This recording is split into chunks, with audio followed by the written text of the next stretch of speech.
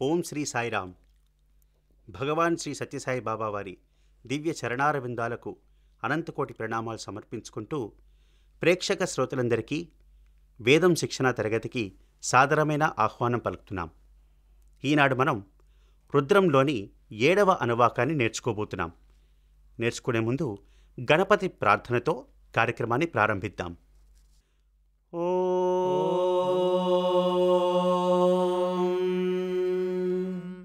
गणानां त्वा गणपतिगुं हवामहे कविं कवीनामुपमश्रवस्तमम् ज्येष्ठराजं ब्रह्मणां ब्रह्मणस्पत आनः शृण्वन् नोतिभिः सीदसादनम् प्रणो देवी सरस्वती वाजेभिर्वाजिनीवती धीनामवित्रयवतु गणेशाय नमः सरस्वत्यै नमः श्रीगुरुभ्यो नमः हरिः ఓం. నేను ఒకసారి చెప్తాను, మీరు తిరిగి 2 సార్లు దాన్ని రిపీట్ చేయండి. నమో దుందుభ్యాయ చాహనన్యాయ చ नमो दुन्दुभ्याय चाहनन्याय च नमो दुन्दुभ्याय चाहनन्याय च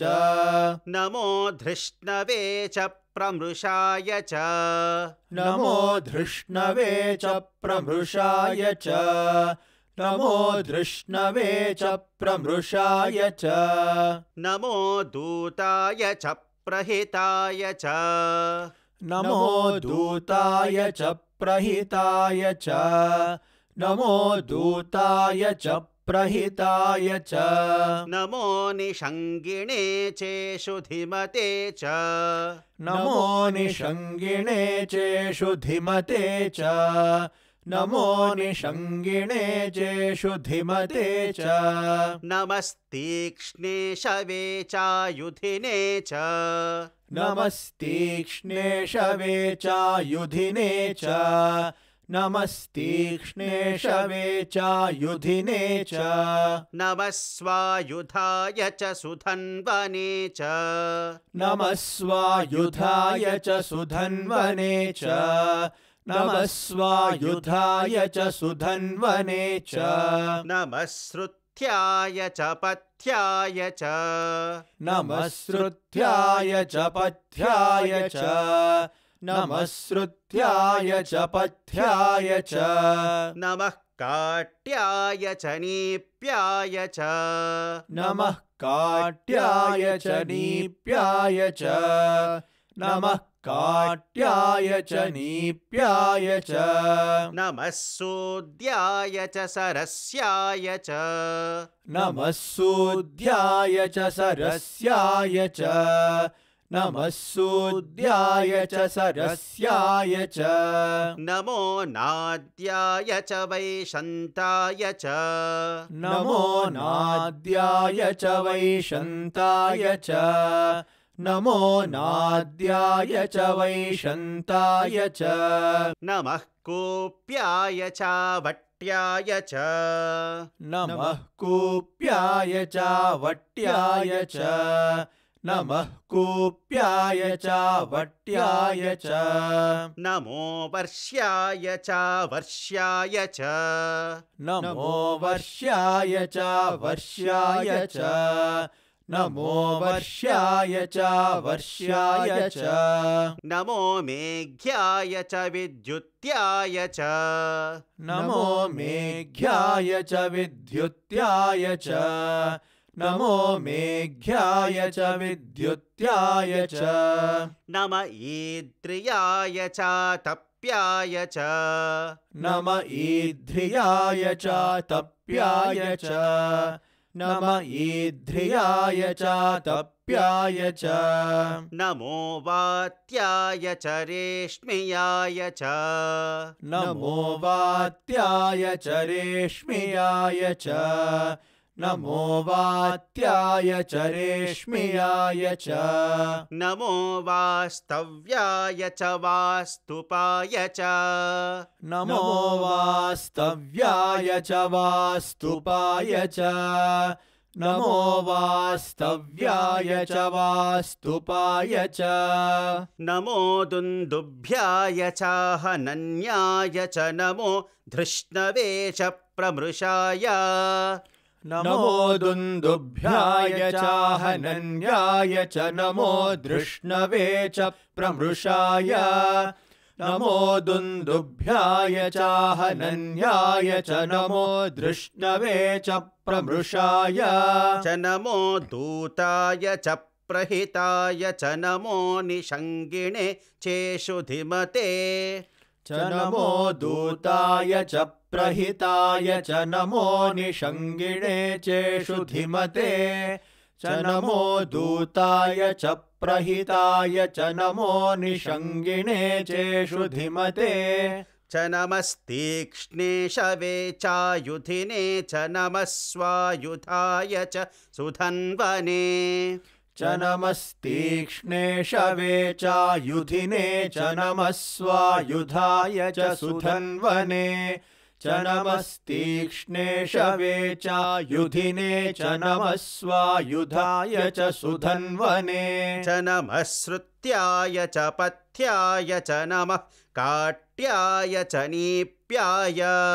च नमः श्रुत्याय च पथ्याय च नमः काट्याय च नीप्याय च नमः श्रुत्याय च पथ्याय च नमः काट्याय च नीप्याय च नमः सूद्याय च सरस्याय च नमो नाद्याय च वैशन्ताय च नमः सूद्याय च सरस्याय च नमो नाद्याय च वैशन्ताय च नमः सूद्याय च सरस्याय च नमो नाद्याय च वैशन्ताय च नमः कूप्याय च वट्याय च नमो वर्ष्याय च वर्ष्याय च नमः कूप्याय च वट्याय च नमो वर्ष्याय च वर्ष्याय च नमः कूप्याय च वट्याय च नमो वर्ष्याय च वर्ष्याय च नमो मेघ्याय च विद्युत्याय च नमः ईद्रियाय च तप्याय च नमो मेघ्याय च विद्युत्याय च नमः ईद्रियाय च तप्याय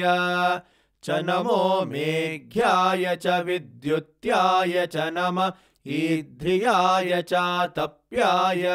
च नमो वात्याय च रेश्म्याय च नमो वास्तव्याय च वास्तुपाय च नमो वात्याय च रेश्म्याय च नमो वास्तव्याय च वास्तुपाय च नमो वात्याय च रेश्म्याय च नमो वास्तव्याय च वास्तुपाय च ఏడవ అనువాకాన్ని పూర్తి చేసుకునే ముందు మనం ఈరోజు నేర్చుకున్నదంతా ఒకసారి మళ్ళీ మొదటి నుంచి చెప్పుకుందాం. వచ్చే వారం మనం నమకంలోని 8వ అనువాకాన్ని నేర్చుకోబోతున్నాం. ఓం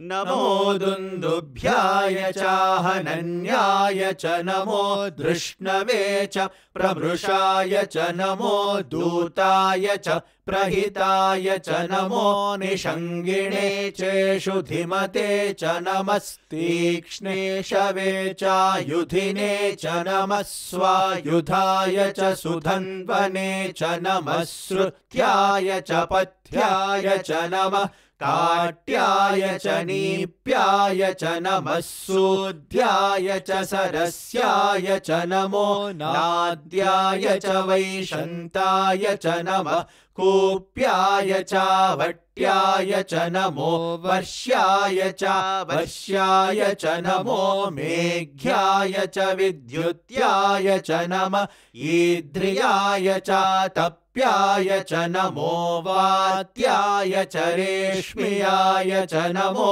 वास्तव्याय च वास्तुपाय च ॐ शान्ति शान्ति शान्तिः यदक्षरपदभ्रष्टं मात्राहीनं तु यद्भवेत् तत्सर्वं क्षम्यतां देवा नारायण नमोऽस्तु ते विसर्गबिन्दुमात्राणि पदपादाक्षराणि च न्यूनानि चातिरिक्तानि क्षमस्व सा ईश्वर अपराधसहस्राणि क्रियन्ते हर्निशं मया दासोऽयमिति मां मत्वा क्षमस्व सा ईश्वर अन्यथा शरणं नास्ति त्वमेव शरणं मम तस्मात् कारुण्यभावेन रक्ष रक्ष सा ईश्वर हरिः ॐ तत्सत् श्री साईश्वरार्पणमस्तु ॐ शान्ति शान्ति शान्तिः।